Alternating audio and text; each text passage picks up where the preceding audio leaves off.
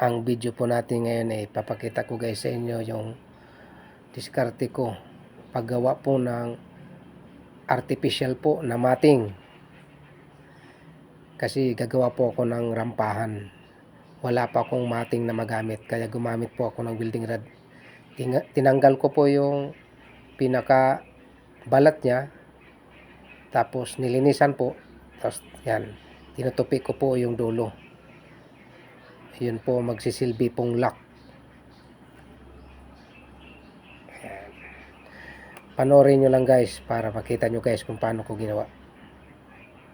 Kasi wala po akong magamit na mating or steel bar, kaya yan po yung ginamit ko. Kasi hindi ko po nagagamit yan kay malalaki po na welding rod yan. Nahihirapan po yung welding machine ko na maliit. Hindi gaano maganda yung tunaw kasi nga masyadong malaki.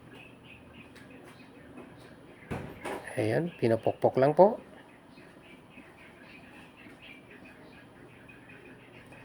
Hanggang po sa sumikip po, maipit po na hindi po matanggal. Ayan. Ganyan lang po ginawa ko niyan. Ayan. Nilalara po yan. Parang gumagawa po ng banig. Ayan na po. Medyo nakapurma na. Last po. Yung pinakalas po, tutupian uli natin. Para po hindi po matanggal lahat yan. Yun ang pinakalak niya sa pinakadulo. Kagaya rin po ng ginawa natin sa una kanina. Tutupian. Pagkatapos po, ilalagay yung pinakalas niya na yan. Pupukin ulit para hindi po matanggal. Hindi na po matatanggal lahat yan. No need na po na gumamit po ng tali. Masikip po yan. Yan. Parang steel matting po yan. Yan.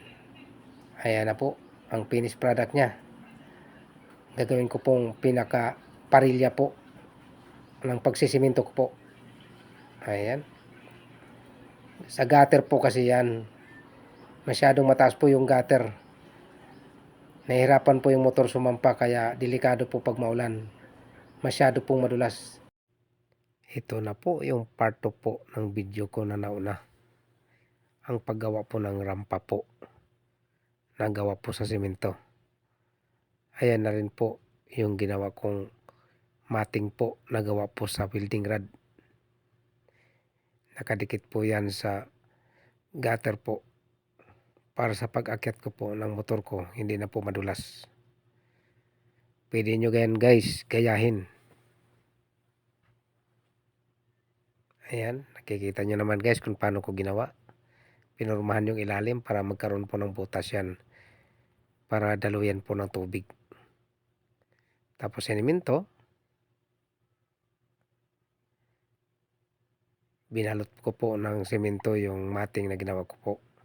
Nilagyan ng pako po para hindi po matanggal po sa gutter. Binarinahan ko po yan. Ayan. Ayan na po. Pino na po. Ito na guys yung finished product niya.